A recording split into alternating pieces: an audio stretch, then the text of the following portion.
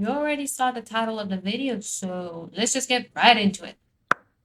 Making her thoughts. Making her thoughts. Making her thoughts. Barbie as the Princess and the Pauper is Barbie's first musical. It is based on the famous tale The Prince and the Pauper, written by Mark Twain. Unlike the previous three films, where we begin with a sequence between Barbie and Chelsea, this movie jumps directly into the story, or the backstory. We learn of two girls born in circumstances that couldn't be more different from each other. Annalise is a princess, and Erica is born into poverty. They were also born on the same day in the same kingdom, both with loving parents. But the most important part is that they look identical in every aspect except for the hair. It's present day. The kingdom is losing all its resources, so the queen needs to find a way to fix the economy. Her solution? Marrying Annalise, the princess, to the king of the neighboring land. Annalise is not too happy with the arrangement, not that the king isn't nice, but because her heart belongs elsewhere. She is in love with Julian, her tutor. He comes from a less than convenient background, and this is how you know things are bad. The man is teaching the very heir of this kingdom and can't afford a house. His family lives in a room. I am not joking, this is said in the film.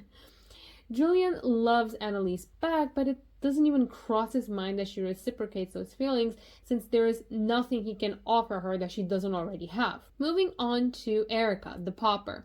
Her parents passed away, and now she has to work for this lady, Madame Carp, who owns a dress store. While Erica's parents were alive, they didn't have enough money to take care of her, so they took loans from Madame Carp. Now Erica needs to pay off the debt, which seems never ending as Madame Carp keeps adding on to it. Now for Preminger, this guy. He is the royal advisor who is also the villain. He is the one who has been stealing the treasures of the kingdom, and his plan is steal the treasures, go on a so-called business trip, come back rich, which is actually the stolen treasures, and marry Annalise to secure his spot on the throne. The problem is he didn't know of the planned marriage between the princess and the neighboring king, so he changes tactics. He will kidnap Annalise, keep her away until the king backs out of the deal, then he brings back the princess. His hope is that the queen, in her gratitude, will have Annalise marry him. Erica tries to sing in the town for some money, but her boss finds her and steals whatever she earned. While this was going on, Annalise was also out in town. Julian took her for some time off to get her mind away from the marriage. She finds Erica and is, of course, astounded to see someone identical to her. They begin to discuss their lives, and Erica realizes they are not identical just in appearances, but also circumstances. Preminger's plan is set in motion. Annalise is kidnapped and kept away. Julian senses something is off because it appeared as if she ran away from the arranged marriage. So until he figures everything out, he goes to Erica and asks her to dress up as Annalise for the time being. King Dominic, the one from the neighboring land, appears and he meets whom he thinks is Annalise. Dominic falls for the princess, and well, Erica falls in love with him. Julian uncovers the secret Preminger's been hiding, but Preminger also catches Julian. By this moment, Annalise also managed to escape. Madame Carp sees her on the street and mistakes her for Erica. Now Preminger locates Annalise and throws both her and Julian in a mine where he will leave them to rot. Back at the castle, Preminger reveals the princess is a fake and throws her in the dungeon for identity theft. Not only that, but he frames Erica for the death of Annalise. Taking advantage of the grieving queen, Preminger asks her to marry him. Dominic is convinced Preminger was lying and believes Erica couldn't have committed such acts, so he helps her escape prison. Annalise and Julian also manage to get out of the cave and reach the wedding just in time to stop the queen from saying I do. Preminger and his men are caught and locked away, and we get a cute double wedding for both our main characters but also their cats. I have not mentioned them once in this summary because I only really went over the more important parts of the plot, but I will be talking about them in the next segment of the video. With that being said, let's start analyzing the characters. Annalise. She is the heir of the throne, forced to marry a king in order to save her people. She could have easily run away, like Preminger Stage did, but she didn't. She understood that as the future queen, she can't put her own needs over the people's. She exhibits intelligence when she sends her cat Serafina with a note to get to the castle as a way to let them know of where she is. She was also able to escape the place Preminger kept her in, but then again, the cards were not the most sharp, so I don't think that was ever an issue to begin with. Despite her position as one of the highest ranked in the kingdom, she doesn't view others as lesser than. This is highlighted by her love towards Julian. The man is poor, okay? But she sees past that. She sees him for the man who understands her more than anyone, the one who is always there for her. Finally, Annalise frees Erica by paying all her debt.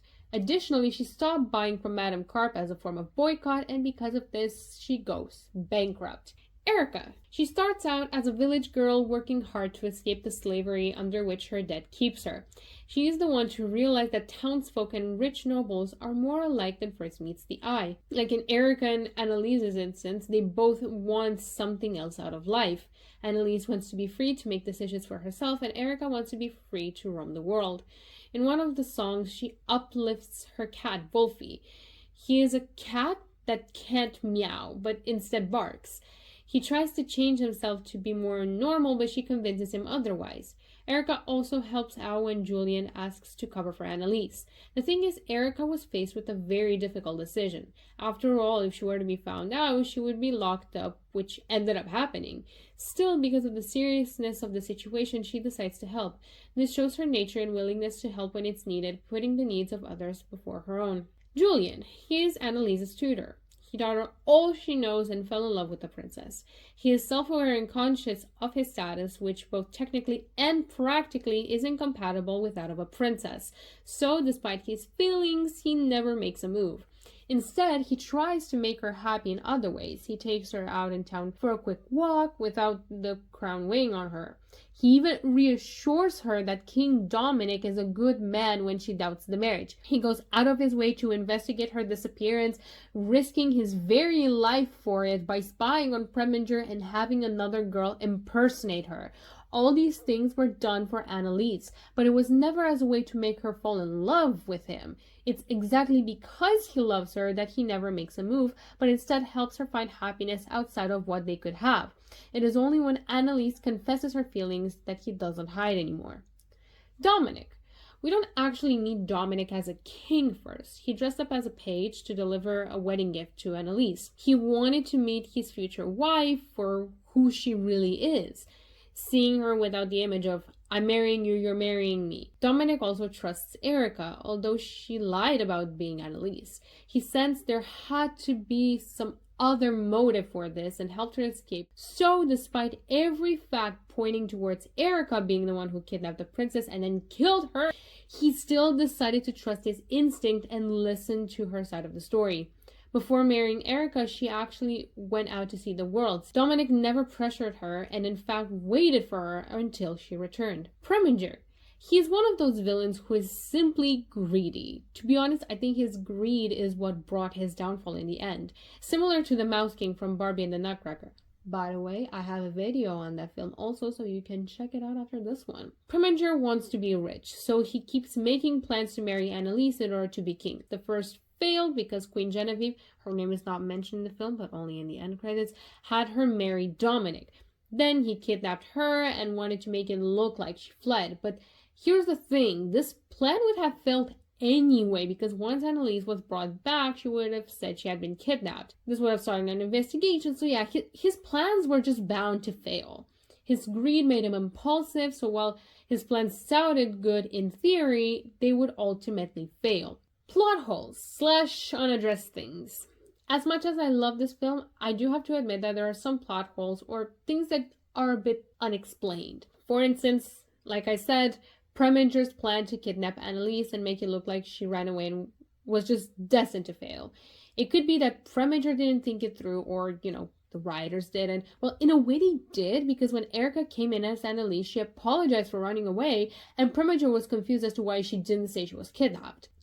Now, there's also the fact that Erica went away from the dress shop one day and just didn't return since she had to cosplay as Annalise. No missing announcement, no nothing. This would have been interesting, actually. They could have shown that while Annalise returns, someone who looks just like her went missing. These are all things that go unexplained because they simply just work themselves out. Annalise bumps into Madame Carp, who thinks Erica dyed her hair to pretend she is someone else and escape. Preminger changed his plan again down the line, so he never got the part of bringing Annalise back. Again, things that can be explained were just not. The message of equality. This movie breaks the barriers set by classes. It shows that people from completely different backgrounds can have more in common than they think. The marriages in the end are also an example of overlooking status. Dominic loves Erica for who she is, not for how much money she has. Annalise loves Julian for who he is, not for how much money he has. It's pure love and understanding from everyone, and it teaches you that things may not always be as they seem. The outtakes. This film has some really funny bloopers at the end created for the movie. So these are not real bloopers, but they're scripted to make it seem like these are actual actors. In which case, it is canon in this universe that animals can talk, because there is a sequence of animals actually talking to the film crew. Yes, in the film, animals talk, but not to humans. Humans only hear them meow or bark. The songs. The songs in this film are some of the most beautiful I have ever heard. Not just for musicals, but songs in general. They also contain some of my favorite lyrics of all time, which reflect the themes of the story. I'm going to give you some examples here. You would think that I'm so lucky that I have so many things. I'm realizing that every present comes with strings. This is a verse from the opening act, Free, where Annalise looks at her life as the heir. Yes, she is rich, but nothing that she has feels like a true present from the heart. Those presents sure are beautiful, but they only come because of the marriage. Duty means doing the things your heart may well regret. This shows that Annalise needs to honor her role as the future queen and marry Dominic despite loving Julian. As for Erica, she has to make dresses every day and pay her debt. She could have run away somewhere where Madame Carp could not find her, but she knows she has a duty to pay off that debt. She is never once angry at her parents either. She acknowledges that they loved her and raised her with the resources they found at the given moment. Preminger also has a musical number, and it explains his plans on how he stole the treasures and how he schemes to marry Annalise for the money. I Am a Girl Like You is a song that blurs the lines between classes, an aspect which I've already highlighted before. In this song, Erica and Annalise realize that they have more in common than they first thought. There's also a song called To Be a Princess, in which Julian teaches Erica how to act the part as a princess. In one of the parts, he actually kind of lets slip that he is in love with Annalise, and his voice cracks a little at the end, and I kind of imagine it as, oh my god, did I just say that I like Annalise in front of somebody else? This cannot happen. And so he just goes back to teaching Erica about being a princess.